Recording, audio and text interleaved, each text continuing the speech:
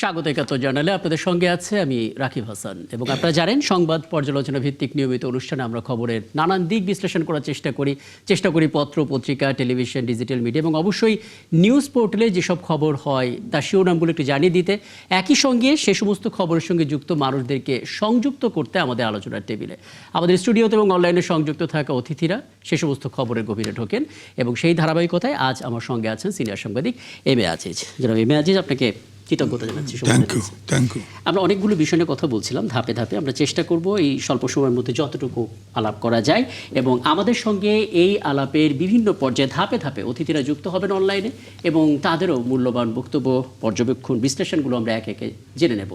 আমরা বলে রাখি আমাদের সঙ্গে এই আলাপে এখন এই মুহূর্তে যুক্ত আছেন বিএনপি সংসদ সদস্য মোস্তাফিজুর রহমান বাবুল, আপনাকে কৃতজ্ঞতা জানাচ্ছি। এই রাতেও আপনি আমাদেরকে সময়টা দিচ্ছেন। এনসিপি যুগ্ম সদস্য সচিব ফরিদুল হককেও দেখতে পাচ্ছি। ফরিদুল হক, আপনাকে আমন্ত্রণ জানাচ্ছি আমাদেরকে সময়টা দেওয়ার জন্য। আমরা আশা করব হাতে থাকা বিষয়গুলো নিয়ে একটু আলাপ করতে ধাপে ধাপে যতটুকু পারা যায়। জনাব এম এ আজিজ, একটা ছোট্ট বিষয় দিয়ে আলাপটা শুরু করি। ছোট্ট বিষয় বলাটা ঠিক হবে কিনা, কারণ বলা যেতে পারে এটার উপরে ভিত্তি করে অনেক কিছুই আসলে হবে। আমরা একটু আগে দেখলাম মির্জা ফখরুল ইসলাম আলমগীর স্পষ্ট করে বলছিলেন সরকারের যে বয়স সেটা এখন পর্যন্ত 15 দিন অনেক কিছু করতে হয়েছে, কিন্তু 15 দিনের মধ্যে যে সমস্ত বিষয়গুলো নিয়ে সবচেয়ে বেশি আলাপ হচ্ছে রাষ্ট্রপতির অভিশংসন এবং গ্রেফতারের দাবি খোদ নাহিদ ইসলামের। এখন প্রশ্ন হচ্ছে আসলে রাষ্ট্রপতিকে নিয়ে এত কথা কেন হচ্ছে? মানে আরও অনেক বিষয় ছিল, পাচার হয়ে যাওয়া টাকা ফেরত আনা, জুলাইয়ে যারা আহত হয়েছেন তাদের সুচিকিৎসার বিষয়, যে সমস্ত আওয়ামী লীগের নেতারা পালিয়ে গেছেন তাদেরকে দেশে ফিরে আনার বিষয়, নানা কিছু আমরা দেখতে পেলাম। রাষ্ট্রপতিকে অভিশংসন এবং গ্রেফতারের দাবিটা বেশ জোরে সোরে করলেন নাহিদ ইসলাম এবং সংসদ অধিবেশন শুরু হওয়ার পরপরই উদ্যোগটা নেওয়া হবে তিনি বলেছেন। কি দেখছেন? না, ধন্যবাদ আপনাকে এবং দর্শক শ্রোতাকে। দেখেন, রাষ্ট্রপতি একটা পত্রিকায় সাক্ষাৎকার দিয়েছে।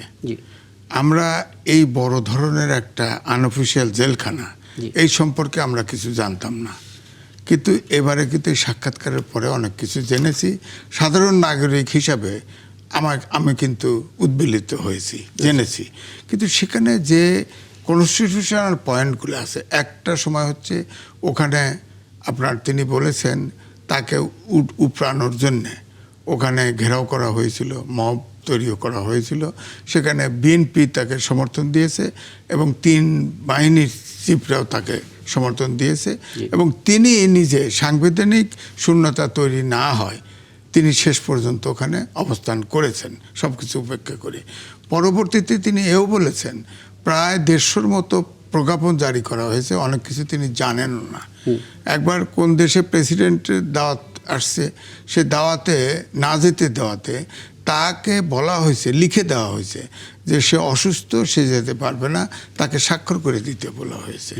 এই অবস্থায় তিনি দিন কাটিয়েছে। এখন যেটা বলল, নাহিদ ইসলামের সম্পর্কেও বলেছে যে ওখানে যখন ওই ওয়াল টপকিয়ে এক মেয়ে পড়ে যায় এবং ওখানে ভ্যান গাড়ি ঠেলা গাড়ি করে ছিন্নমূল অনেক লোক ওখানে আসছে, তখন নাহিদ ইসলাম তাকে টেলিফোন করে বলেছিল স্বেচ্ছায় পড়ে যায়, স্বেচ্ছায় পড়ে যায়, তাকে আবার ধরেও উঠানো হয়েছে ইত্যাদি ইত্যাদি।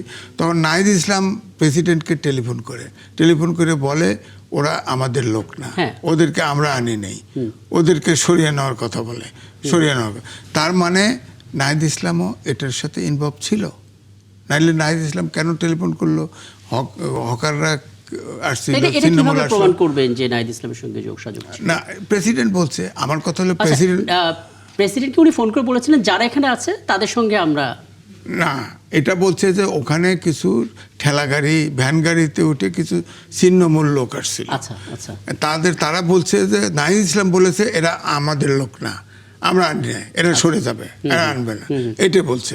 তো অর্থাৎ তিনি তো মনিটরিং করেছে, ওখানে কোনো না কোনো সোর্স থেকে মনিটর করেছে, ওখানে ছিন্নমূল লোক হয়েছে, প্রেসিডেন্টের সাথে ওই সময় কথা বলেছে এবং ওইখানে যেভাবে ধরেন করা হয়েছে, তখন আমিও বলছি যে হ্যাঁ, একটি সরকার আপনার সংবিধানের 106 অনুচ্ছেদ অনুযায়ী রেফারেন্স নিয়ে 148 অনুচ্ছেদ অনুযায়ী এই প্রেসিডেন্টের কাছে ওথ নিল, অর্থাৎ এটা একটা সাংবিধানিক সরকার। এখন যদি মাঝপথে আপনার এই রাষ্ট্রপতিকে রিজাইন করানো হয় বা রাষ্ট্রপতি ছেড়ে দেয়, বা ছেড়ে দেয়, তাহলে তো সাংবিধানিক ভয়ঙ্কর শূন্যতা তৈরি হবে। আমি ব্যক্তিগতভাবে বলেছি। তো আমার বক্তব্য হচ্ছে যে এখানে অন্তর্বর্তীকালীন সরকারের, আবার এটাও শোনা যায়, আমরা তো এখনো পরিষ্কার না, এটাও শোনা যায় যে সরকারের ভিতরে একটা সরকার ছিল, তারা ডক্টর মোহাম্মদ ইউনূস চুপ ছিল, ইউনূসকে বাদ দিয়ে তারা এখানে বসতে চাইছে। এবং এও বলা হয়েছে একজন উপদেষ্টা ওই প্রধান বিচারপতির কাছে যা আলাপ করছে তাকে রাষ্ট্রপতি হওয়ার জন্যে, তিনি বলেছেন না এটা সাংবিধানিক ব্যাপার, আমি এটার ভিতরে যাব না, পারে নাই, তাকে কনভিন্স করতে পারে নাই। তো অর্থাৎ একটা চেষ্টা তো হচ্ছিল, এটার সত্য। এখন আমার বক্তব্যটা হচ্ছে যে আপনার প্রেসিডেন্টের কাছে হত দিলেন, সাংবিধানিক সরকার, প্রেস সেক্রেটারিও বলেছে হ্যাঁ এটা সাংবিধানিক সরকার। এখন তার কতদূর করণীয় সেটা আমি আলোচনায় যাচ্ছি না। আপনার সংবিধান তো উভয়কে রক্ষা করতে হবে। আপনি রাষ্ট্রপতি যেটা বলেছে, ধরেন এই যে 18 মাস এই সরকার ক্ষমতায় ছিল, অন্তর্বর্তীকালীন সরকার, একটা বারও দেখা করে নাই, তার প্রেস উইংয়ের 3 জনকে পর্যন্ত উড্ড করে নেওয়া হয়েছে। তো সংবিধান প্রেস আমরা জানি, কিন্তু আমি শুধু এটুকু জানতে চাচ্ছি যে রাষ্ট্রপতির অভিশংসন হোক বা অনাস্থা জ্ঞাপন হোক বা অন্যান্য যাই স্টেপগুলো হোক, তার জন্য একটা ভালো জায়গা হচ্ছে পার্লামেন্ট। সেটা শুরু হওয়া তো দেরি, তার আগে কি আমরা না, তার তো কোনো স্কোপ নাই, আবার মব করতে পারে। এখন তো মব বিএনপি আসার সাথে সাথে বন্ধ হয়ে গেছে। আমি একটু কথা বলে নিই, এনসিপির যুগ্ম সদস্য সচিব ফরিদুল হক আছেন। ফরিদুল হক, আপনাকে আরও একবার আমন্ত্রণ জানাচ্ছি। এবং আমরা আসলে নাহিদ ইসলামকে একটু আলাদা চোখে সবাই দেখেন, এই অর্থে যে উনি আসলে ভীষণ রকম পরিমিতি বোধ নিয়ে কথা বলেন, দায়িত্ব নিয়ে কথা বলেন, এমন অনেকে এটা মনে করেন যেভাবে তিনি আসলে গণমাধ্যমে কথা বলেন। তার মতো একটা মানুষ দায়িত্বশীল জায়গা থেকে আসলে স্পষ্ট করে এভাবে বলতে পারেন কিনা যে রাষ্ট্রপতিকে অবসংসন এবং গ্রেফতারের তিনি দাবি করছেন? এটা তো পার্লামেন্টের বিষয়, কারণ গণতান্ত্রিক দেশের সৌন্দর্য হচ্ছে পার্লামেন্টে নানা কিছু হতে পারে, নানা দাবির বাস্তবায়ন হতে পারে। কারণ এবার সেরকম একটা সম্ভাবনাময় পার্লামেন্ট আমরা দেখতে পাচ্ছি। বাইরের বিশ্বে তো একটা ভুল বার্তা যাচ্ছে, ভুল ছবি দেখতে পাচ্ছে যে একটা দেশে গুরুত্বপূর্ণ একজন নেতা রাষ্ট্রপতির অভিশংসনের দাবি করছেন রাজপথে। কি বলবেন? জি, ধন্যবাদ আপনাকে। সম্মানিত সহ-আলোচক বৃন্দ এবং দর্শকদেরকে শুভেচ্ছা। আমরা একটু স্মরণ করে দিই, নাহিদ ইসলাম কিন্তু এখনকার পার্লামেন্টের একজন মেম্বার, এমনি বিরোধী দলীয় চিফ হুইপ। উনি যেটা বলেছেন, রাষ্ট্রপতির অভিশংসন দাবি করেছেন, এবং অভিশংসন কিন্তু আমরা জানি যে পার্লামেন্টে হয়। পৃথিবীতে রাষ্ট্রপতির অভিশংসনের বিল পার্লামেন্টে উঠেছে, এটা অলমোস্ট বেশিরভাগ দেশে ঘটেছে, যেখানে রাষ্ট্রপ্রধানরা সরকার প্রধান, সেই সমস্ত দেশে হয়েছে। সম্ভবত কয়েক বছর আগে আমেরিকান পার্লামেন্টেও, আমেরিকান সিনেট এবং লোয়ার হাউস দুই জায়গাতেই তৎকালীন প্রেসিডেন্টের অভিশংসন কিন্তু উঠেছে। তো এটা খুবই একটা গণতান্ত্রিক দাবি এবং পার্লামেন্টারি দাবি, এটা রাজপথে এটা দায়িত্বের দাবি, এটা আমাদের মনে রাখা দরকার। ঠিক আছে। আর দ্বিতীয়ত হচ্ছে যে আজিজ ভাই আমার পরিচিত, কি বলে যে শ্রদ্ধার মানুষ, উনি বেশ কয়েকটা আপত্তিকর কথা বলেছেন। উনি নাহিদ ইসলামের উপরে দায় দিয়েছেন, যেটা নাহিদ ইসলাম করেছে। আপনার মনে রাখা দরকার, যখন রাষ্ট্রপতির বিরুদ্ধে আন্দোলনটা হয়, এই আন্দোলনটা হচ্ছে 2024 সালের অক্টোবর মাসে। ওই সময় ইসলাম একজন রানিং উপদেষ্টা, গণ অভ্যুত্থানের সরকারের উপদেষ্টা উনি, কিন্তু ওইটাকে রাষ্ট্রপতি আশ্বস্ত করার জন্য বলেছিলেন। ওই ইয়ের ভিতরে খুব পরিষ্কারভাবে লেখা আছে যে আমরা এটা দেখছি, উনি সরকারের জায়গায় দায়িত্বশীল অবস্থায় এটা বলেছেন। এটা কিভাবে উনি নাহিদ ইসলামের ইন্ধন কিংবা ইয়ে পেলেন আমি এটা ঠিক জানি না। ঠিক আছে, তো এইটা আমি নিন্দা জানালাম এই ইয়েটার মধ্যে।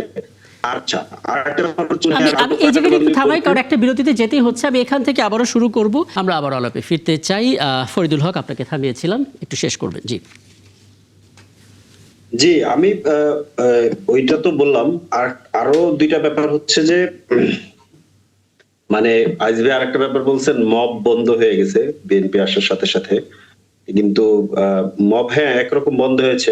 আইজবে যেহেতু সাংবাদিক মানুষ, উনি সিনিয়র সাংবাদিক, এখন মবের ভাষা পত্রিকার শিরোনামে হয়ে গেছে অনাস্থা এবং বিক্ষোভ। দুইটা ঘটনার উদাহরণ দিই।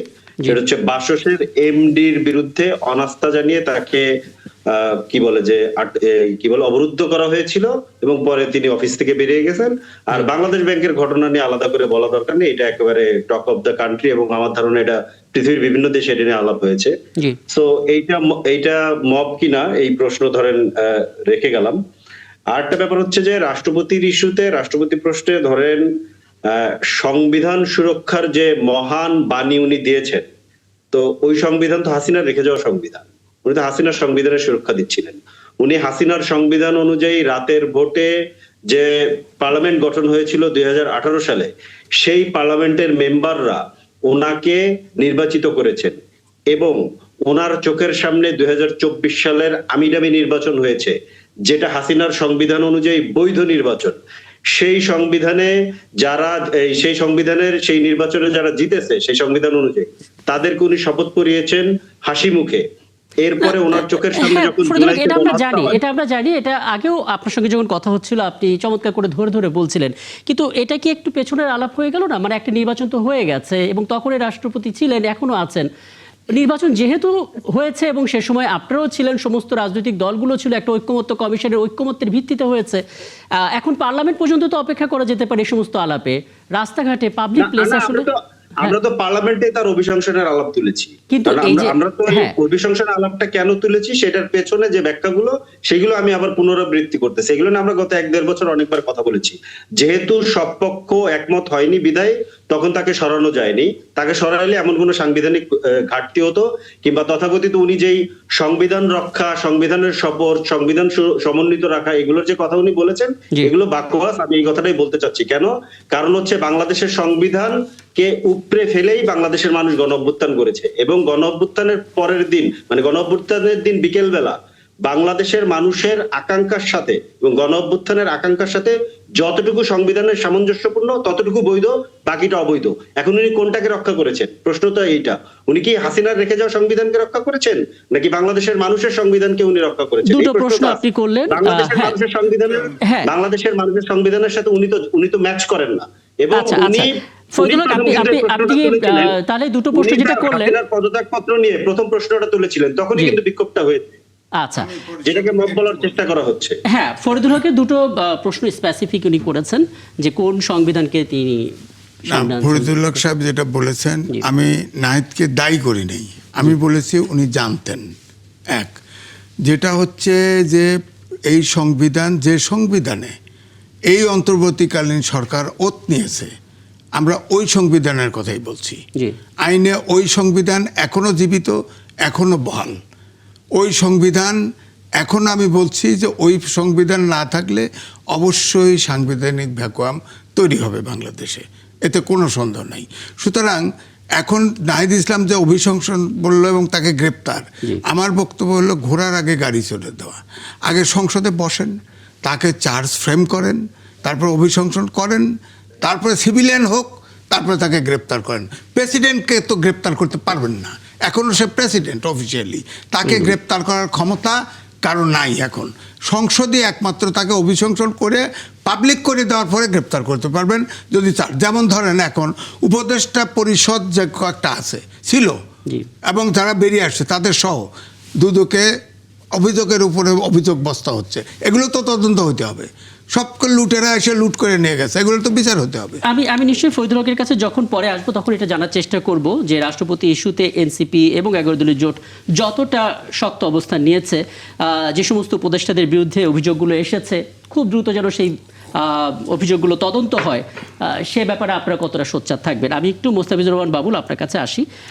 দুটো বিষয়, প্রথমত রাষ্ট্রপতির অভিশংসন এবং গ্রেপ্তারের যে দাবি, সেই বিষয়গুলো 12ই মার্চ পার্লামেন্টের অধিবেশনে হতে পারত। সেখানে একটা জমজমাট পার্লামেন্ট হবে, সবাই সেটা দেখার জন্য অপেক্ষা করছে, কার্যকর একটা সংসদ হবে, সেখানে হতে পারত। তার আগে এই মন্তব্যটা আপনি একজন মেম্বার অফ পার্লামেন্ট হিসেবে কিভাবে দেখছেন? পাশাপাশি আওয়ামী লীগের কার্যালয় খুলে দেওয়ার হচ্ছে গণতন্ত্রের জন্য অশুভ সংকেত, জামাত ইসলামী বলেছে, এবং এখানে কিন্তু স্পষ্ট করে ক্ষমতাসীন দলকে টার্গেট করা হয়েছে যে তাদের নির্দেশে আসলে আওয়ামী লীগের অফিসগুলো খুলে দেওয়া হচ্ছে। একটু কি ব্যাখ্যা দেওয়া যায়? না, বিএনপি নির্দেশে আওয়ামী লীগের কার্যালয়গুলো খুলে দেওয়া হচ্ছে কথাটি একেবারেই ঠিক না। কোথায় বিএনপি নির্দেশ দিল? যে বিএনপি নির্দেশে আওয়ামী লীগের কার্যালয় আপনার খুলে দেওয়া হয়েছে, এটা ঠিক না। কারণ আপনার সরকারি আপনার নির্বাহী আদেশ বলে আওয়ামী লীগের কার্যক্রম নিষিদ্ধ। ফলে যেই দলের কার্যক্রম সরকারি আপনার নির্বাহী আদেশ বলে নিষিদ্ধ, সেই দলের তো আপনার কার্যালয় খুলে বসে রাজনীতি কর্মকাণ্ড করবার কোনো সুযোগ আছে বলে আমি মনে করি না। আর বাংলাদেশে আপনার বহু বছর পরে আপনার 12ই ফেব্রুয়ারিতে একটি নির্বাচন অনুষ্ঠিত হলো, এবং এই নির্বাচনটি হচ্ছে একটি অভূতপূর্ব নির্বাচন, একটি ঐতিহাসিক নির্বাচন, একটি অবাধ নিরপেক্ষ সুষ্ঠু নির্বাচন, এবং এই নির্বাচনের মধ্য দিয়ে সংসদ গঠিত হয়েছে এবং সংসদের সদস্যরা ইতিমধ্যে শপথ গ্রহণ করেছেন, এবং আগামী 12ই মার্চ সংসদের প্রথম অধিবেশন আহ্বান করা হয়েছে যথারীতি নিয়ম মাফিক। আমরা কিন্তু বাংলাদেশে আপনার সংবিধানের মধ্যেই আছি। সংবিধানকে কখনোই কিন্তু বাতিল করা হয় নাই, আর সংবিধানকে কখনোই আপনার স্থগিত করা হয় নাই। আমরা আপনার নতুন সরকার শপথ গ্রহণ করেছেন, শপথ অনুষ্ঠান পরিচালনা করেছেন আমাদের সংবিধান অনুযায়ী রাষ্ট্রপতি শপথ গ্রহণ অনুষ্ঠান পরিচালনা করেছেন। এর আগে যে 17 মাস আমরা পার করলাম, এই 17 মাসেও বাংলাদেশে একটি অন্তর্বর্তী সরকার ছিল, এবং সেই অন্তর্বর্তী সরকারও কিন্তু আপনার এই সংবিধানের আওতায় এবং এই রাষ্ট্রপতি কর্তৃক আপনার শপথ গ্রহণ করেছেন। ফলে এখন আপনার এই পরিবর্তিত বাস্তবতায়, বিশেষ করে 12ই ফেব্রুয়ারিতে অনুষ্ঠিত জাতীয় সংসদ নির্বাচনের পরে যখন আগামী 12ই মার্চে সংসদের অধিবেশন বসতে যাচ্ছে, এই সংসদ অধিবেশনটা নিয়ে আমাদের কি প্রত্যাশা, গোটা জাতির কি প্রত্যাশা? আমাদের সকল রাজনৈতিক তর্ক বিতর্ক আলাপ আলোচনার কিন্তু আপনার কেন্দ্রবিন্দু হবে এই জাতীয় সংসদ। আমরা সেটাই আশা করি যে আমাদের নানা দলের নানা মত আছে, নানা ইস্যুতে নানা আপনার মত পার্থক্য আছে, নানা ইস্যুতে নানা অবস্থান আছে। আমরা সকল দল যারা সংসদে আমরা যাব, সংসদ অধিবেশনে বসবো, আমরা আপনার নানা বিষয় আমরা উত্থাপন করব, তর্ক বিতর্ক করে আমরা সংসদে বসে আমরা আপনার সিদ্ধান্ত উপনীত হবো। আমরা সংসদে বসে আমরা সিদ্ধান্ত নেব, এবং সেই সিদ্ধান্ত অনুযায়ী আপনার দেশ আপনার পরিচালিত হবে। এটাই হচ্ছে আপনার সাংবিধানিক নিয়ম, সাংবিধানিক রেওয়াজ। তো আপনার এনসিপি আপনার বর্তমান রাষ্ট্রপতির অভিশংসন আপনার এই দাবি তারা উত্থাপন করতেই পারেন, এবং তাকে আপনার বিচারের আওতায়, শাস্তির আওতায় আনার দাবি উত্থাপন করতেই পারেন। তো আমরা আগামী 12ই মার্চের জন্য অপেক্ষা করি। 12ই মার্চে আমরা সংসদে যাই, সংসদে গিয়ে আমরা এই আলোচনা উত্থাপন করি, এই দাবি আমরা উত্থাপন করি। আমরা আলাপ আলোচনা করে, আমরা তর্ক বিতর্ক করে আমরা এই প্রশ্নের একটা ফয়সালা করি। বুঝতে পারছি। আমি এই বক্তব্যটাই এবং সে পর্যন্ত আমাদের অপেক্ষা করা উচিত। একদম। আমি ফরিদুল হক, একটা ব্যাখ্যা যদি আপনি আপনার জায়গা থেকে দেন, কারণ আপনি আসলে স্পষ্ট করে ধারাবাহিকভাবে ব্যাখ্যাগুলো দেন। যেমন সার্জিস আলমের একটি স্ট্যাটাস আমরা দেখছিলাম যে সেখানে তিনি মোটামুটিভাবে একটা স্ক্রিপ্টের মতোই তিনি লিখেছেন যে নির্বাচনের আগে আসলে কি পরিবেশ ছিল, এরপর বিএনপি নাকি আওয়ামী লীগের সঙ্গে যোগাযোগ করেছে, একসাথে তারা এখন আওয়ামী লীগের দরজাগুলো খুলে দিচ্ছে, পুনর্বাসন করছে। মানে এগুলো তো প্রমাণ সাপেক্ষ ব্যাপার। প্রমাণ না করে যদি এই মন্তব্যগুলো করা হয়, একটা অপতথ্য তখন ছড়িয়ে যায়, মানুষের মধ্যে এক ধরনের ন্যারেটিভ তৈরি হয়ে যায়। কিছু বলবেন কি আসলে এই সমস্ত বক্তব্যে? কারণ সার্জিস আলম কিন্তু একজন নেতা। নিশ্চয়ই বলবো। আমি আপনাকে দুইটা ঘটনার উদাহরণ দিই, তিনটা ঘটনার উদাহরণ দিব, তাহলে আমাদের ওই কিছুটা প্রমাণ করতে সুবিধা হবে। ছোট করে, মানে প্রমাণটা আসলে প্রমাণ সাপেক্ষ, কিন্তু আপনার ফ্যাক্টস গুলো কি বলে, আমাদেরকে কোন দিকে ইন্ডিকেট করে, সেটা আমরা বুঝতে সহজ হবে আমাদের। প্রথম ঘটনা হচ্ছে নির্বাচনের আগে মাদারীপুরে একজন প্রার্থীর সামনে ওই উপজেলা এবং জেলার আওয়ামী লীগের নেতৃবৃন্দ উপস্থিত থেকে তারা জয় বাংলা স্লোগান দিয়ে ধানের শীষে ভোট চেয়েছিল। এটার নিউজ আছে। 2 নম্বর ঘটনা হচ্ছে নির্বাচনের ঠিক পরের দিন সার্জিস আলমের এলাকাতে পঞ্চগড় সদরে বিএনপির উপজেলা সভাপতির নেতৃত্বে আওয়ামী লীগের অফিস খুলে দেওয়া হয়েছে। 3 নম্বর উদাহরণ হচ্ছে গতকাল অথবা পরশুদিন মাদক সম্রাট ইয়াবা বদিকে জামিন দেওয়া হয়েছে। আমি অন্য আর বেশি ঘটনার মধ্যে আমি গেলাম না। এতে স্বাভাবিকভাবেই আমাদের সন্দেহের অনেক অবকাশ তৈরি হয় যে কোনো না কোনো ভাবে বিএনপির কেন্দ্র থেকে প্রান্তের মধ্যে কোনো না কোনো যোগসাজশ হচ্ছে কিনা। এই কিন্তু পাশাপাশি আমি এটাও নোটিস করব, এটাও আমি সাধুবাদ জানানো কিংবা তাদেরকে আমার এটা না বললে অন্যায় হবে, বেশিরভাগ জায়গাতে যেখানে যেখানে আওয়ামী লীগ অফিস খুলেছে বেশিরভাগ জায়গাতে এটার পরে যে পাল্টা পদক্ষেপ বেশিরভাগ জায়গাতে স্থানীয় পর্যায়ের তৃণমূলের ছাত্রদল যুব দলের নেতাকর্মীরা নিয়েছে। আমি তাদেরকে সাধুবাদ জানাই। আমি মনে করি যে যেই নেতাকর্মীরা এটা করেছে তারা এখনো আমাদের সহযোদ্ধা, সে যে দলই করুক। কারণ জুলাইতে আমরা একসাথে রাজপথে ছিলাম, আমরা একসাথে গুলির সামনে দাঁড়িয়েছি। এই প্রশ্নে আওয়ামী লীগ প্রশ্নে আমাদেরকে একটা কমন আন্ডারস্ট্যান্ডিং এ আসতে হবে। কারণ আওয়ামী লীগের সাথে আপনি কোন রকম কোন গণতান্ত্রিক স্পেকট্রামে রাজনীতি করতে পারবেন না। যে আমি আপনাকে আজকে ডেইলি স্টারের একটা খবর বলি, 2021 থেকে 23 সালে পুলিশকে 7 গুণ বেশি লেথাল ওয়েপন কিনে দেওয়া হয়েছে। কাদের জন্য পুলিশকে এই লেথাল ওয়েপন কিনে দেওয়া হয়েছিল? জনগণের ট্যাক্সের পয়সায়। নিশ্চয়ই হাসিনা এবং তাদের গোয়েন্দা সংস্থা জানতো যে একটা বড় বিক্ষোভের মুখে তারা পড়বে। সেই বিক্ষোভটা কারা করবে? বাংলাদেশের জনগণ। তাদেরকে সে যে তিনটা উদাহরণ দিলেন জনাব ফরিদুল হক, সেই যুদ্ধ ঘোষণা করবে। হ্যাঁ, যে তিনটা এই যুদ্ধে আমরা যারা ছিলাম তো তারা আমরা মনে করি এখনো তারা আমাদের ভাই, এবং যারা এই তাদের সাথে কোনো ধরনের কোনো গণতান্ত্রিক স্পেকট্রামে আপনি রাজনীতি করার অবকাশ তারাই রাখেনি। আমরা কি করব? একদম। ফরিদুল হক, আপনি আসলে যে তিনটা উদাহরণ দিলেন খুব স্পষ্ট করে ফরিদুল হক দিলেন, সেটা নিয়ে একটু এমএজি আপনার কাছে আসতে চাই। মানে জয় বাংলা স্লোগান দিয়ে ধানের শীষের পক্ষে ভোট চাওয়া, এরকম একটা ফুটেজ আমরা ভাইরাল হতে দেখেছি, গণমাধ্যমেও বিভিন্ন খবরে সেটা এসেছে। পাশাপাশি তিনি পঞ্চগড়ের কথা বললেন, আওয়ামী লীগের অফিস খুলে দেয়া, এবং ইয়াবা বদি আমরা প্রচলিত নামে আমরা বলি, উনার জামিন হয়ে যাওয়া, তিনটা বিষয় খুব আলোচিত হচ্ছে। ইয়াবা বদি এবং নারায়ণগঞ্জের আসারিন আহাত আইভি দুইজনের জামিন হয়েছে, এটা নিয়ে বিতর্ক শুরু হয়েছে। তে আমি ধরেন নারায়ণগঞ্জের যে আইভি জামিন হলো, তা আপনি খেয়াল করে দেখেন যখন আলোচনা আসলো, জনশ্রুতি আসলো যে আওয়ামী লীগের একটা রিফাইন্ড লোকদের দিয়ে একটা কমিটি হবে, তৎক্ষণাৎ আইভির বিরুদ্ধে মামলা হলো, অথচ আগে মামলা ছিল না। আমাদের মবও দেখেছিলাম বোধহয় ওই সময় একটা, ওই সময় হয়েছে। তারপরে ইয়াবা বদি, সে ইয়াবা সম্রাট হিসেবে পরিচিত। আওয়ামী লীগের সময়ও তাকে নমিনেশন দেওয়া হয়নি, তার স্ত্রীকে নমিনেশন দেওয়া হয়েছে। অথচ ইয়াবার ভিতরে মার্ডার কেস কেন আসলো? কোর্ট তো আইনে চলে, আইনে তাদের আটকায় রাখবে কি করে বলেন? আপনি আইনসম্মত, যেমন ধরেন আমাদের সাংবাদিক, 200-র অধিক সাংবাদিক গ্রেপ্তার। সব সাংবাদিক, আমার কথা হলো সাংবাদিক ফৌজদারি অপরাধের বাইরে নয়। তা কেউ যদি দোষ করে, অপরাধ থাকে, তার বিচার হবে। কিন্তু যাকে ধরছে সে আর বেরোচ্ছে না, যাকে ধরছে সে আর বেরোচ্ছে না। আমাদের প্রেস ক্লাবে বসে বৈষম্য বিরোধী ছাত্র আন্দোলনের একটা টিম আসে, টিম এসে নাম লিখে দেয়, এরা ফেসিবাদের দোষর, সবগুলোর মেম্বারশিপ চলে গেছে। আপনি বলেন তো দেখি, কৃষিবিদ রাজ্জাক সাহেব, তিনি জেল খাটতেছে না? তার জেলও হবে, তার মেম্বারশিপ গেছে, কৃষিবিদ ইনস্টিটিউটে জেল গেছে। ঢাকা আছে না, ঢাকা ক্লাব আছে না, কেউ মেম্বারশিপ গেছে, অফিসার্স ক্লাব মেম্বার কোথাও যায় নাই, ইঞ্জিনিয়ারিং ইনস্টিটিউট মেম্বারশিপ গেছে। সাংবাদিক তো সব জায়গায়, সাংবাদিক প্রায় 200 জন সাংবাদিক এখন জেলে আছে, এবং অনেকের বিরুদ্ধে হত্যা মামলা। বলেন তো কোন সাংবাদিক হত্যা করছে, ক্রাইম করছে, আমি বাজি, ফৌজদারি অপরাধ, তার বিচার করেন, তাকে জেলখানায় ঢুকায় দিয়েছেন, আর বের হয় না।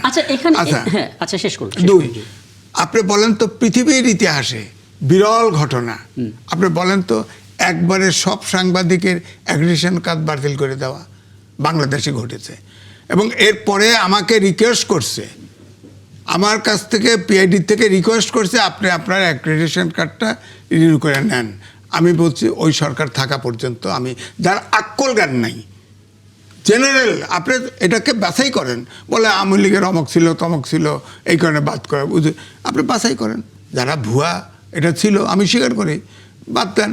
কিন্তু আপনি ঢালাও করে আমি সাংবাদিক, আমারটা বাদ দিলেন কেন? আপনি সবার সাংবাদিক, আমি তো লেগওয়ার্কও করি না, আমি তো রিপোর্টার না, সংসদ ভবনে ঢুকেও না, আমার অ্যাক্রেডিটেশন কার্ড কেন বাতিল করলেন আপনি? আমার পার্মানেন্ট অ্যাক্রেডিটেশন কার্ড, আমি পিআইওকেও পাইছি, ধরছি, তখন আজ ভাই কোনো মতো একটু দেন না, একটু কাগজ আমি ঠিক করে দিই। কেমন আপনার এই সরকার থাকা পর্যন্ত আমি নেব না, আমার অ্যাগ্রেশন দরকার নাই, আমার তো তদবির করার জন্য আমি সেক্রেটারি চাই না, আমি একদম। রিপোর্ট করতে চাই না। আমি এখানে যারা ফয়দুল হক, আপনি একটু মানে আপনার অভিজ্ঞতা থেকে একটা ব্যাখ্যা দেবেন কিনা, আপনার মনে হয় কিনা এখানে আসলে ইন্টারিম গভর্নমেন্টের একটা দুর্বলতা ছিল, মানে ঢালাওভাবে হত্যা মামলা দেওয়ার কারণে মামলার মেরিটটা কমে গেছে, যে কারণে সে এখন আস্তে আস্তে খুব ইজিলি বেরিয়ে যাওয়ার সুযোগটা পাচ্ছে। মানে সেই সময় যদি আলাদা করে মোটামুটিভাবে যাচাই বাছাই করে যদি মামলাটা দেওয়া হতো, আপনি শুনলেন সিনিয়র সাংবাদিক এম এ আজিজ বললেন সাংবাদিকদের সাথে যেটা হয়েছে, মানে কি বলবেন আসলে?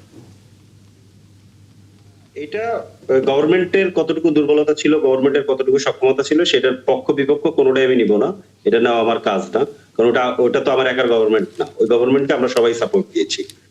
এবং ওই গভর্নমেন্ট কতটা ধরেন আমাদের ইয়েতে কি বলে যে আমাদের ফয়দুল হক, আমি আপনাকে একটু থামাই, আমি ফয়দুল হক আপনাকে থামিয়েছিলাম, আরো একবার ফিরতে চাই। তবে হ্যাঁ, আপনাদেরকে একটা অভিনন্দন বা শুভেচ্ছা জানাতেই হয়, কারণ 28 ফেব্রুয়ারিতে পারা ক্লাব এবং এনসিপির এটা প্রথম প্রতিষ্ঠার পর থেকে প্রথম 1 বছর পূর্ণ করলো। অভিনন্দন আপনাকে। জি, বলছিলেন। জি জি, আপনাকে অসংখ্য ধন্যবাদ, এবং যারা আছেন তাদেরকে আমি আমাদের প্রতিষ্ঠা বার্ষিকী শুভেচ্ছা জানাচ্ছি। আমরা যেন কোথায় ছিলাম কথাটা নিয়ে, যে আপনারা বলছিলেন এখন পর্যন্ত আসলে যে সমস্ত আওয়ামী লীগের অফিসগুলো খোলার যে অভিযোগ, সেই অভিযোগগুলোর প্রেক্ষিতে 3টা উদাহরণ ওগুলো তো আমি অলরেডি আমি ওগুলো বলে ফেলেছি যে কি ঘটনাগুলো ঘটেছে।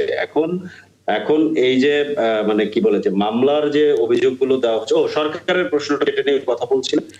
সরকারের ব্যাপারটা হচ্ছে যে সরকারের সব জায়গাতে খুব বেশি তৎপরতা এবং ইয়ে দেখাতে পেরেছে, বিষয়টা আমি এরকম মনে করি না। আবার হচ্ছে যে সরকারের উপরে তো ধরেন প্রধানত বিএনপিরই কন্ট্রোল ছিল, কারণ এখন আপনি যার প্রেস ব্রিফিং শুনে আসলেন উনি সরকারের সব অন্যতম গুরুত্বপূর্ণ উপদেষ্টা ছিলেন। তো এই দায় আসলে সবারই কম বেশি আছে। আমার কথা হচ্ছে যে যদি এইখানে মামলা সংক্রান্ত কোনো জটিলতা থাকে, আইনি জটিলতা থাকে, আমরা জানি যে বাংলাদেশে যে আইনি কাঠামো, আমরা বলে দিতে এটা খুব সহজ যে আইন তার নিজস্ব গতিতে চলবে, কতটুকু নিজস্ব গতিতে চলে আর কতটুকু সরকারের প্রভাবে চলে এটা আমরা কম বেশি সবাই জানি, এটা বলে দেওয়ার জন্য বললে হবে না। আমি মনে করি যে এই বিচার প্রশ্নে, জুলাই হত্যার প্রশ্নে সরকার আলাদা করে এটার জন্য একটা উদ্যোগ নেয়। এখন নতুন সরকার এসেছে, উদ্যোগ নিয়ে কোথায় কি মামলাগত ভুল ত্রুটি হয়েছে, কোথায় কি সমস্যা হয়েছে, সেগুলো তারা কি বলে যে উদ্যোগ নেয়। ওনারা তো সবকিছু জানে। বিএনপি এই আওয়ামী লীগের ফ্যাসিস্টদের দ্বারা নির্যাতিত হওয়া সবচেয়ে বড় নির্যাতিত দল, তো তাদের এই বিষয়ে আলাদা উদ্যোগ নেওয়া দরকার। এবং এই উদ্যোগ নিলে আমি মনে করি সরকারের বর্তমান সরকারের জনপ্রিয়তা বাড়বে, দল হিসেবে বিএনপির জনপ্রিয়তা বাড়বে, এবং প্রধানমন্ত্রী হিসেবে তারেক রহমান সাহেবের জনপ্রিয়তা বাড়বে। সো বিএনপি উদ্যোগ নেয় এখন। আচ্ছা, এই 3টা পয়েন্ট আপনি বললেন, আমি বিরতিতে যাওয়ার আগে মোস্তাফিজুর রহমান বাবুল একটা প্রশ্ন আপনার কাছে একটু করে যাই। 17 বছর ধরে আওয়ামী লীগ যা করেছে তার সেই জঞ্জালের একটা চাপ নিতে হয়েছে ইন্টারিম গভর্নমেন্টকে, এবং ইন্টারিম গভর্নমেন্ট যেই ভুল সিদ্ধান্তগুলো নিয়েছে বা যে দুর্বল সিদ্ধান্তগুলো নিয়েছে তার খেসারত হয়তো বিএনপিকে দিতে হবে, কারণ সেই চাপটা বিএনপির উপরে পড়ছে। সেই জায়গা থেকে আসলে অনেকে বলছিলেন যে সেই সময় ঢালাওভাবে হত্যা মামলার দিয়ে দেওয়ার কারণে এখন অনেকেই সেই মামলার মেরিট দুর্বল হয়ে যাচ্ছে, ফলে তারা আবেদন করলে, শক্ত আইনি লড়াই লড়লেই তারা হয়তো সেই জামিনটা পেয়ে যাচ্ছে প্রচলিত আইনে। বিএনপির আসলে কি করণীয় সরকার দল হিসেবে? আমি একটা বিরতির পর ফিরে এসে এই প্রশ্নটা আপনার কাছ থেকে জেনে নেওয়ার চেষ্টা করবো। মোস্তাফিজুর রহমান বাবুল, আমরা দেখেছি বিএনপির পক্ষ থেকে যে কটা ম্যান্ডেট দেওয়া হয়েছে, আইনের শাসন এবং সুশাসন প্রতিষ্ঠা, এটা খুব স্পষ্ট করে বলা হয়েছে এবং জবাবদিহিতার জায়গাটাও রাখা হয়েছে। সেই জায়গা থেকে আসলে অনেকে এটা জানতে চাইবেনি, মানে সেই সময় যাদেরকে গ্রেপ্তার করা হয়েছে তত্ত্বাবধায়ক সরকারের সময়, ইন্টারিম গভর্নমেন্টের সময়, তাদের মামলাগুলো ঢালাওভাবে হত্যা মামলা দিয়ে দেওয়ার কারণে অনেকে হয়তো সেই সুযোগে এখন জামিন পেয়ে যাচ্ছেন। বিএনপি আসলে কি করতে পারে? কারণ দিন শেষে দায়টা তাদেরকে নিতে হচ্ছে, কাজটা হয়তো ইন্টারিম গভর্নমেন্ট করেছে।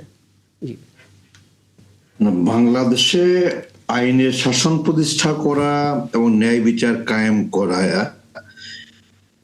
এটা বিএনপির অন্যতম আপনার প্রতিশ্রুতি দেশবাসীর কাছে। জি, যে কোনো মূল্যে বাংলাদেশে আইনের শাসন ফিরিয়ে আনতেই হবে এবং বাংলাদেশে আপনার ন্যায় বিচার কায়েম করতেই হবে। তো যারা আপনার বিগত 17 বছরে যারা খুন এবং গুমের সাথে যারা জড়িত, যাদের বিরুদ্ধে খুন এবং গুমের অভিযোগ, যারা সর্বশেষ 2024-এর জুলাই আগস্টে নির্বিচারে যারা আমার ভাইদের খুন করেছে, এই খুনের দায়ে যারা অভিযুক্ত তাদেরকে বিচারের আওতায় আনতেই হবে এবং তাদের দৃষ্টান্তমূলক শাস্তি আপনার দিতেই হবে। তা না হলে তো দেশে আইনের শাসন, ন্যায় বিচার কায়েম করা যাবে না। একই সাথে বিগত 17 বছরে যারা দুর্নীতি করলো, যারা লুটপাট করলো, যারা বিদেশে অর্থ পাচার করলো, যারা বাংলাদেশের সকল প্রতিষ্ঠানকে ধ্বংস করলো, আমাদের রাষ্ট্রকে একটা অকার্যকর রাষ্ট্রে পরিণত করলো, এই সবকিছুর অভিযোগে আপনার যারা অভিযুক্ত তাদেরকেও কিন্তু আপনার বিচারের আওতায় আনতে হবে, শাস্তির আওতায় আনতে হবে। তা না হলে তো বাংলাদেশে আপনার আইনের শাসন, ন্যায় বিচার কায়েম করা যাবে না। অভিযোগটা আসছে যে প্রথমত আমি আপনার প্রশ্নে আসছি।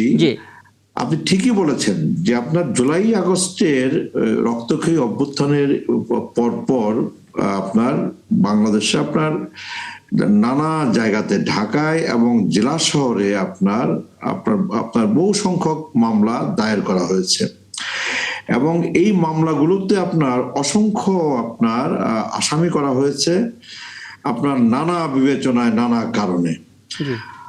আজকে বর্তমান সরকারের দায়িত্ব হবে যে এই সকল মামলা আপনার যাচাই বাছাই করা এবং যারা প্রকৃত দোষী আপনার তাদেরকে বিচারের আওতায় নিয়ে আসা এবং যারা নির্দোষ তাদেরকে আপনার এই জায়গাটা একটা আস্থাহীনতা আছে কিনা। ধরুন আইনি কাঠামোতে বিচার বিশ্লেষণ করে একজনকে নির্দোষ হিসেবে পাওয়া গেল, তারপর তাকে খালাস দেয়া হলো, তখন যদি বলা হয় যে এক এক করে সমস্ত আসামিদেরকে মুক্তি দিয়ে দিচ্ছে সরকার, সেইটা আসলে কিভাবে? এটা বলা তো অন্যায়। এটা বলা অন্যায়। একটু বলি,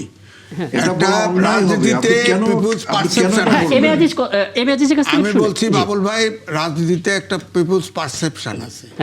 আপনি ধরেন আইভি বেল পেল, আমরা জানি আইভি সবসময় বিদ্রোহী, শামীমের বিরুদ্ধে বিদ্রোহ করছে, তার বিরুদ্ধে যে মামলা একটা সময় দেওয়া হলো, মামলাগুলো দুর্বল ছিল, সে বেল পেল। কিন্তু জনগণের ভিতরে একটা পারসেপশন, বিএনপি এখন ক্ষমতায়, অ্যাজ ইফ সে পার্সু করে তাদেরকে বেল দিয়ে দিছে, বোধি সে ইয়াবা ব্যবসায়ী। তো আমার বক্তব্য হচ্ছে যে সরকারকে তো এমন কিছু করাও যাবে না, ইনভলভ হওয়া যাবে না। আগে ধরেন আমি যেটা আগেও বলেছি যে দুর্নীতি আমাদের দেশের সর্বগ্রাসী, চাঁদাবাজি, দুর্নীতি। এই যে দেখেন উপদেষ্টাদের বিরুদ্ধে পাইলাপ হয়ে গেছে সব দুর্নীতির অভিযোগ। এখন এদেরকে ধরলেই তো অনেকেই ভাববে যে এটা প্রতিহিংসা করতেছে, এটাই তো বলবে। কিন্তু দুর্নীতি করলে সে যেই করুক তার তো বিচার হতে হবে, বিচার হতে হবে। তো আমার বক্তব্যটা হচ্ছে যে এই দুর্নীতির জন্য অনেক দেশে তো আইন আছে, ক্যাপিটাল পানিশমেন্ট আছে। বিএনপি কেন এখন এটা করে না? কেন বহিষ্কারের ভিতরে সীমাবদ্ধ থাকে? কেন এখন এটা করে না মোস্তাফিজুর রহমান বাবু? বিএনপি করবে না, বিএনপি একথা তো বলে নাই। আপনার বিএনপি আপনার গত 17 তারিখ আপনার নতুন সরকার শপথ গ্রহণ করেছে, মাত্র 10 দিন পার হয়েছে। 15 দিন বয়স, সরকারের এখন বয়স হচ্ছে 15 দিন। জি না, সরকারের বয়স 15 দিন করতে হলো। আজকে আমরা মির্জা ফখরুল ইসলাম আলমগীরের বক্তব্য শুনছিলাম। আপনি তো জানেন তো 17 তারিখ আপনার বিকেল বেলা নতুন সরকার শপথ গ্রহণ করেছে। আজকে হলো 27 তারিখ, মাঝখানে 10 দিন, 10 দিনের সরকার। তো বিএনপির তো আপনার একটা প্রতিশ্রুতি, বিএনপির একটা অঙ্গীকার, বিএনপির ওয়াদা, বিএনপি বাংলাদেশে আইনের শাসন কায়েম করবে, বিএনপি বাংলাদেশের ন্যায় বিচার কায়েম করবে। বাংলাদেশে আইনের শাসন ছিল না, ন্যায় বিচার ছিল না। বাংলাদেশের মানুষ আইনের শাসন চায়, ন্যায় বিচার চায় এবং বিএনপি নির্বাচনের আগে বাংলাদেশের মানুষের সামনে ওয়াদাবদ্ধ হয়েছে, অঙ্গীকার করেছে যে বিএনপি বাংলাদেশে আইনের শাসন এবং ন্যায় বিচার কায়েম করবে। তো ফলে আপনার বিগত দিনগুলোতে আপনার বিশেষ করে জুলাই আগস্টের পরে যে মামলাগুলো দায়ের করা হয়েছে এবং এই মামলাগুলোতে আপনার ঢালাওভাবে অনেককে আসামি করা হয়েছে, এটা অস্বীকার করবার কোনো জো নাই। কাজে বিএনপির দায়িত্ব হবে, বিএনপি করবে, বিএনপি সেই দায়িত্ব পালন করবে যে আপনার এই মামলাগুলো যাচাই বাছাই করে আপনার যাদের বিরুদ্ধে সুনির্দিষ্ট অভিযোগ আছে তাদেরকে আপনার তাদেরকে শাস্তির আওতায় নিয়ে আসা, আর যাদের বিরুদ্ধে সুনির্দিষ্ট অভিযোগ পাওয়া যাবে না তারা তো আইনি প্রক্রিয়ার মাধ্যমেই তো তারা নির্দোষ প্রমাণিত হবে এবং তারা খালাস পাবে। এটাই তো আইনের শাসন, এটাই তো আইনের শাসন। আমি আরেকটা কথা আমি বলতে চাই এই প্রসঙ্গে, যে আইনের উপর তো আপনার আইনি প্রক্রিয়ার উপর তো আমাদের আস্থা রাখতেই হবে। আপনার জোর জবরদস্তি করে আপনি কাউকে আপনার শাস্তির আওতায় আপনি আনতেও পারবেন না, আবার জোর জবরদস্তি করে কাউকে আপনি আপনার নির্দোষ বা আপনি প্রমাণিত করতেও পারবেন না। কিন্তু আইনের উপর আপনার আস্থা রাখতে হবে, আইনের শাসনের উপর আপনার আস্থা রাখতে হবে, এবং বাংলাদেশটা যেন আপনার আইনের শাসনে পরিচালিত হয়, বাংলাদেশের যেন মানুষ ন্যায় বিচার পায়। আমরা তো সেই বাংলাদেশ দেখবার জন্যই তো আমরা জুলাই আগস্টে রক্তক্ষয়ী অভ্যুত্থানটা সংগঠিত হলো, এবং সেই বাংলাদেশ দেখবার জন্যই তো এই 12ই ফেব্রুয়ারিতে একটা অবাধ নিরপেক্ষ সুষ্ঠু জাতীয় সংসদের নির্বাচন, সেই যে বাংলাদেশের কথা বলা হচ্ছে ওটা এগিয়ে নিয়ে যাওয়ার জন্যই সরকারি দল হিসেবে এই কাজটা তারা করবে। আমি সবশেষ ফরিদুল হক একটা মন্তব্য নিয়ে আলাপটা শেষ করতে চাই। যারা জুলাই আন্দোলনে মদদ দিয়েছিল ওই সময়, যারা আসলে নির্বিচারে মানুষ হত্যা করার ক্ষেত্রে প্রত্যক্ষ বা পরোক্ষভাবে জড়িত ছিল, তাদের বিচার হবে সেই প্রত্যাশা আমরা করি। এরপর যাদের উপর আমরা ভরসা রেখেছিলাম উপদেষ্টা মণ্ডলী, সেই উপদেষ্টাদেরই অনেকের বিরুদ্ধে আসলে অনেক অভিযোগ আসছে। আসিফ মাহমুদ সজীব ভুঁইয়া, তার বিরুদ্ধেও অভিযোগ এসেছিল। তার একান্ত যিনি সচিব ছিলেন আর্থিক নাড়া কেলেঙ্কারি, সেটা প্রমাণ সাপেক্ষ বিষয়, কিন্তু সেই অভিযোগটা ছিল। আপনাদের দিক থেকে আসলে সুস্পষ্টভাবে এই বার্তাটা থাকবে কিনা, এই দাবিটা থাকবে কিনা, সেই সময় সেই উপদেষ্টাদের কার কি ভূমিকা ছিল, কার বিরুদ্ধে কি অভিযোগ, আর্থিক কেলেঙ্কারির অভিযোগ এখন পর্যন্ত উঠেছে, সেগুলো সুষ্ঠু তদন্ত করার? নিশ্চয়ই নিশ্চয়ই যে কেউ যে কোনো ধরনের যদি আর্থিক কেলেঙ্কারি করে থাকে তাদের বিরুদ্ধে যাতে সরকার ব্যবস্থা নেয় সে ব্যাপারে আমাদের অবশ্যই অভিযোগ থাকবে। কিন্তু আমি আমাদের বন্ধুদেরকে এইটুকু একটু স্মরণ করিয়ে দিব যে একটা অভিযোগ উঠেছে, একজনের বিরুদ্ধে আর্থিক কেলেঙ্কারি আছে, আজিজ ভাই যেভাবে ঢালাও ভাবে বলে দিচ্ছেন হাজার হাজার কোটি টাকার এরকম অভিযোগ মানে অ্যাজ সে প্রমাণিত হয়ে গেছে, তাকে একটা ক্যাপিটাল পানিশমেন্টের মতো শব্দ উনি ব্যবহার করে ফেলেছেন। যেখানে আমরা সেলিনা হায়াৎ, আইবি এবং ইয়াবাবুদিদের ভূমিকা গত 17 বছরে কি ছিল সেটা আমরা জানি, সেটার দ্বারা ওনারা নিজেরাও নির্যাতিত। তো এই ওইটা ওনার কাছে অনেক লঘু অপরাধ মনে হচ্ছে, কিন্তু যেটা অভিযোগ উঠেছে সেটাকে অনেক বেশি মানে কি বলে যে বড় অপরাধ মনে হচ্ছে। এই বিষয়টাতে আমরা আসলে মন্তব্য করার ক্ষেত্রে আর একটু সাবধানতা অবলম্বন করলে আমাদের ভালো হবে বোধহয়। আচ্ছা, আপনার সবশেষ? আমি বলছি যে ধরেন বদি বা আইবির যে রাজনীতি করেছে তারা, ইয়াবা বলা হচ্ছে, ইয়াবা সম্রাট তার নাম, আওয়ামী লীগও তাকে নমিনেশন দিতে পারে নাই, তার স্ত্রীকে দিয়েছে। আমার বক্তব্য হচ্ছে যে আওয়ামী লীগকে তো কার্যক্রম নিষিদ্ধ করা হয়েছে, আওয়ামী লীগকে তো নিষিদ্ধ করা হয় নাই। তো তাহলে যে সমর্থক, যারা সমর্থক গোষ্ঠী, তারা কি করবে? আওয়ামী লীগের গডফাদার ছিল তো শামীম ওসমান, হ্যাঁ, তার বিরুদ্ধে সে লড়াই করেছে। এখন তার বিরুদ্ধে কেসটা হলো কেন? এরকম দুর্বল কেসটা কেন করা হলো? আওয়ামী লীগে তো সে তো অ্যাক্টিভও ছিল না, অনুমান করা হয়েছে যে সে আওয়ামী লীগের দায়িত্বে আসতে পারে, মামলা দেওয়া হয়েছে। এখন বারবার দুর্বল, সে বেল হয়ে গেছে, কি করবেন?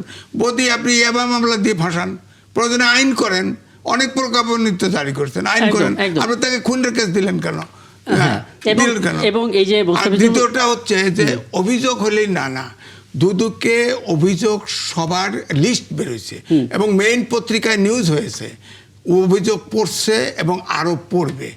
আমার কথা হচ্ছে যে সেখানে নতুন যে ছাত্রদের মধ্যে, এনসিপির মধ্যে যারা উপদেষ্টা ছিল তাদের ভিতরে নাহিদ ইসলামের ব্যাপারে আসে নাই, কিন্তু আর দুজনের ব্যাপারে অভিযোগ আছে, প্রধান উপদেষ্টার ব্যাপারে অভিযোগ আছে। তাদের আমার কথা হচ্ছে অভিযোগ তো দুদক প্রমাণ হলেই তো বিচার হবে, কিন্তু আমরা তো অবশ্যই বিচার সবাইকে চাই, বিচারের বাইরে তো কেউ না। একদম, আমি আসলে এই প্রশ্নটা আসলে আমরা তুলতে চেয়েছিলাম এবং আলোচনা এই পর্যায়ে এসে সেটা তোলা হলো। অন্তত নিশ্চয়ই সামনে কোনো আয়োজনে আমরা এখান থেকে আলাপটা শুরু করতে পারবো। অনেক ধন্যবাদ আমাকে সময়টা দেওয়ার জন্য, এবং আপনাদেরকেও দর্শক একটা বিরতিতে যাব এবং এই পর্যায়ে আমাদের সঙ্গে যুক্ত হবেন, ইতোমধ্যেই আছেন মেজর জেনারেল অবসরপ্রাপ্ত ডক্টর মনিরুল ইসলাম আখন্দ। মনিরুল ইসলাম আখন্দ, আপনাকে আমন্ত্রণ জানাচ্ছি, কৃতজ্ঞতা জানাচ্ছি আপনি আমাদেরকে সময়টা। হ্যাঁ, আমরা আসলে যেই প্রেক্ষাপটে আছি, আফগান এবং পাকিস্তান বোধহয় গোটা বিশ্ব এই ছবিটা দেখার জন্য প্রস্তুত ছিল না। দুই দেশের মধ্যে অসন্তোষের শুরুটা আমরা খবর পাচ্ছিলাম গত বছর অক্টোবর থেকে। আফগান থেকে অনেক সুইসাইড স্কোয়াড তারা পাকিস্তানে ঢুকছে, বিভিন্ন জায়গায় বোমা ফাটাচ্ছে, এবং এটাও শোনা যাচ্ছিল যে তেহরিকি তালেবান টিটিপি তাদের সঙ্গে আফগান তালেবানের একটা মনস্তাত্ত্বিক স্নায়ু লড়াই হচ্ছিল। পরবর্তীতে ইসলামিক স্টেট খোরাসান প্রভিন্সের সঙ্গে টিটিপির একটা যোগসাযোগ হয়ে যেতে পারে, পুরাতন বন্ধুত্ব জেগে উঠতে পারে, এরকম একটা শঙ্কা হচ্ছিল। তার মাঝখানে এই ঘটনা ঘটলো। আপনি আপনার বিশ্লেষণ দিয়ে বলবেন গন্ডগোলটা লাগলো কি করে, যুদ্ধটা কেন অনিবার্য হয়ে উঠলো? অনেক ধন্যবাদ। পাকিস্তানের সাথে আফগানিস্তানের একটা বিশাল বর্ডার, 2611 কিলোমিটার, এবং যে লাইনটাকে যে বর্ডারটা স্ট্যাবলিশ করে দিয়ে গিয়েছিল ব্রিটিশ কলোনাইজাররা, এটা আফগানিস্তান মানে না। তারা বলে যে এটা পাশতুন যে উপজাতি তাদেরকে বিভক্ত করে লাইনটা দেয়া হয়েছে, এবং বেশ কিছুদিন ধরেই আফগানিস্তানের সাথে পাকিস্তানের ডিপ্লোম্যাটিক সমস্যা চলছিল। কিছুদিন আগে ইসলামাবাদে একটা মসজিদে হামলায় প্রায় 30 জন মুসল্লি নিহত হয়, এবং তাহরিকে তালিবান টিটিপি এটার দায়ভার নেয়, এবং পাকিস্তান একিউজ করে আসছিল যে আফগানিস্তানের তালেবান গভর্নমেন্ট তাদেরকে আশ্রয় দিচ্ছে, এটাই মূল ইস্যু। এবং বৃহস্পতিবার আফগানিস্তান কিছু ড্রোন দিয়ে তারা আক্রমণ চালায়, এবং তাদের মতে প্রায় 15 জন পাকিস্তানি সৈনিক মারা যায়, এবং পাল্টা আক্রমণ পাকিস্তান করে, এবং 274 জন, আপনারা যেটা বললেন যে প্রায় 73টা পোস্টে তারা আক্রমণ করে। এখন এই পরিস্থিতি রিজনের জন্য কোনোভাবে ভালো না, এবং মিলিটারিলি যদি কম্পেয়ার করি, Pakistan is a very strong arm forces. World standing এ তাদের অবস্থান 14, যেখানে আফগানিস্তান হচ্ছে 121। পাকিস্তানের 6,600,000 সেনা সদস্য আছে, আফগানিস্তানের মাত্র 1,70,000। তাদের কোনো নেভি নাই, এয়ারফোর্স নাই। বাট এসিমেট্রিক ওয়ারফেয়ার, অসম যুদ্ধে Afghanistan is the champion in the world. Russia এবং মার্কিন যুক্তরাষ্ট্রের মতো পৃথিবীর শক্তিশালী সশস্ত্র বাহিনী ওখানে হিমশিম খেয়েছে আফগানিস্তানে গিয়ে। সো এই আমরা চাই না যুদ্ধটা কন্টিনিউ করুক। আফগানিস্তান অবশ্য একটা স্টেটমেন্ট দিয়েছে, তারা নেগোসিয়েশন আসতে চায়। ইরান অফার করেছে এটা মিডিয়েট করবে, তাদের ফরেন মিনিস্টার বলেছে এটা রোজার মাস, সংযমের মাস, আপনারা সংযম সহকারে মিডিয়েশনে আসেন। চায়না, মার্কিন যুক্তরাষ্ট্র, বড় বড় দেশগুলো তারাও চাচ্ছে যে এই যুদ্ধটা যাতে প্রলম্বিত না হয়, আমরাও চাই সেটা যাতে না হয়।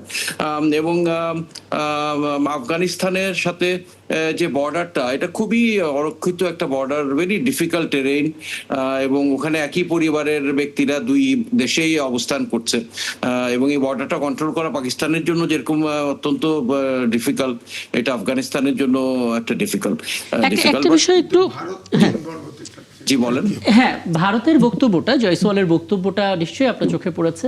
তিনি স্পষ্ট করে বলেছেন যে পাকিস্তানের অভ্যন্তরীণ সমস্যা প্রতিবেশীর ঘাড়ে চাপিয়ে দেওয়ার প্রবণতা তাদের আছে, কাজে এক্ষেত্রেও পাকিস্তান সেটা করছে। আফগানিস্তানের পাশে ভারত আছে, তাদের স্বাধীন সার্বভৌমত্বের প্রতি, অখণ্ডতার প্রতি ভারতের পরিপূর্ণ সমর্থন আছে। মানে এটা আসলে যুদ্ধটাকে উস্কে দেওয়ার মতো হবে কি? জি, এটা কিছুদিন আগে আপনারা জানেন পাকিস্তানের সাথে ভারতের একটা যুদ্ধ হয়েছিল, এবং বলা যায় যে এখানে পাকিস্তান এখানে বিজয়ী হয়েছিল, এবং ভারত বিমান বাহিনী পরাজিত হয়েছিল। Moral victory for India. But এই আক্রমণের একটা বিশেষ দিক হচ্ছে, এর আগে পাকিস্তানি সশস্ত্র বাহিনী শুধু তাহরিকে তালেবানকে টার্গেট করেছিল আফগানিস্তানের বিরুদ্ধে, বাট এইবার আক্রমণে আমরা দেখলাম যে আফগানিস্তানের তালেবান সরকারের যে ফ্যাসিলিটিস গুলো সেটার উপর আক্রমণ করেছে Pakistan. So this is significantly different. এবং এটা যদিও পাকিস্তান একটা অনেক শক্তিশালী সশস্ত্র বাহিনী, বাট আফগানিরা কিন্তু অত্যন্ত প্রাউড একটা নেশন, এবং তারা এই গেরিলা ওয়ারফেয়ারে দে আর মাস্টার্স।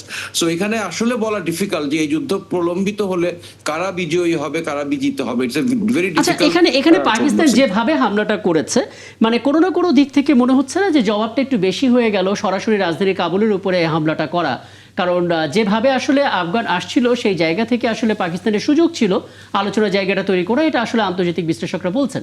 আপনার অবজারভেশনটা আসলে কি? আমার অবজারভেশন হচ্ছে পাকিস্তান এমন একটা স্ট্যান্স নিয়েছে যাতে আফগানিস্তান পরবর্তীতে আর সাহস না পায়, এবং এই প্রাথমিকভাবে এই প্রবলেমটা কিন্তু শুরু করেছে আফগানিস্তান। তারাই প্রথমে ড্রোন দিয়ে আক্রমণ করেছে পাকিস্তানের পোস্টগুলোতে। তারা প্রাথমিকভাবে দে ইনিশিয়েটেড দি স্কারমিশেস, এবং পরবর্তীতে জবাব দিয়েছে পাকিস্তান। ইউর রাইট, আমিও আপনার সাথে একমত যে আসলে রিয়াকশনটা একটু বেশি ছিল। রাজধানী পর্যন্ত তারা গিয়েছে, এবং তালেবান সরকার কিন্তু বরাবরই ডিনাই করে আসছিল যে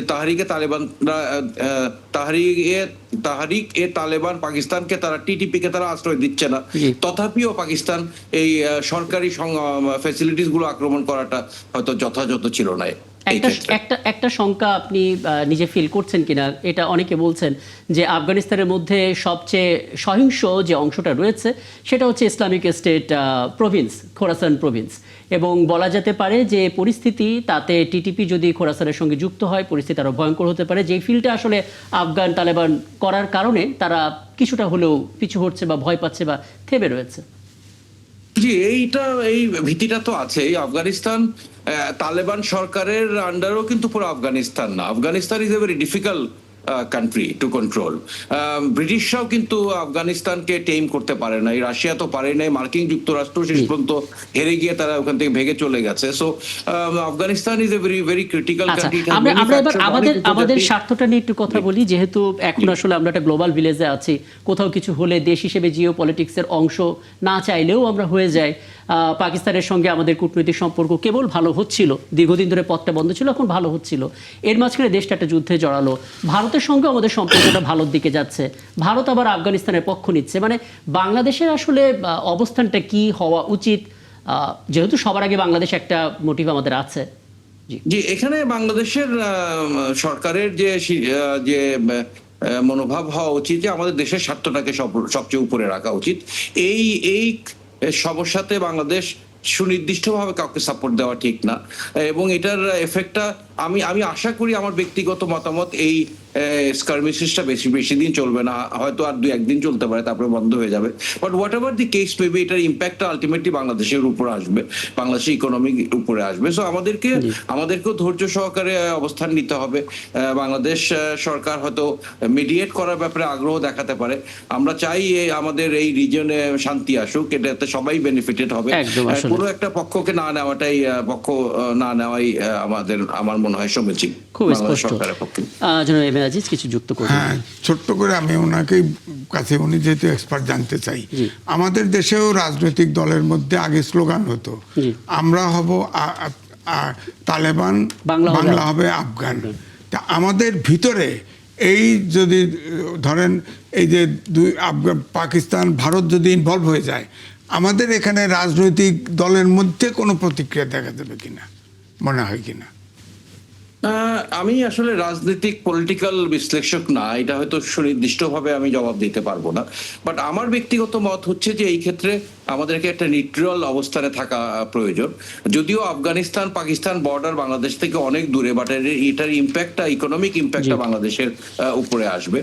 এবং স্বাভাবিকভাবেই enemy to my enemy is my friend. So Pakistan ভারতের সাথে সম্পর্ক ভালো না, পাকিস্তানের শত্রু যারা স্বাভাবিকভাবে তারা ভারতের বন্ধু হবে, এবং ভারতের শত্রু যারা তারা স্বাভাবিকভাবে পাকিস্তানের বন্ধু হবে। That is what international diplomacy is about. হাতে সময় থাকলে এটা নিয়ে আরেকটু আলাপ করা যেত, তবে যেটা বোঝা গেল আসলে আমাদের দিক থেকে আসলে পরিস্থিতি শান্ত করার বা শান্তির বার্তা দেওয়া ছাড়া কোনো উপায় নেই। কিন্তু আপনি খুব চমৎকার একটা পয়েন্ট বলেছেন, কোন একজন রাজনৈতিক বিশ্লেষকের কাছে অবশ্যই এটা জানার চেষ্টা করা উচিত যে আসলে বাংলাদেশের মধ্যে যারা পাকিস্তানও সফর করেছেন, আফগানিস্তানও সফর করেছেন, দুটো দেশের প্রতি ভালোবাসা থাকবে স্বাভাবিক, প্রতিবেশী দেশ, কিন্তু সেই জায়গা থেকে রাজনৈতিকভাবে সমর্থন দেয়া, সেটা নিয়ে প্রশ্ন ওঠে।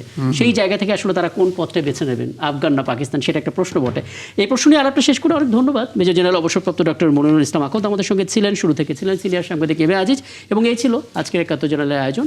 আগামীকাল দেখা হবে নতুন ইস্যু নিয়ে।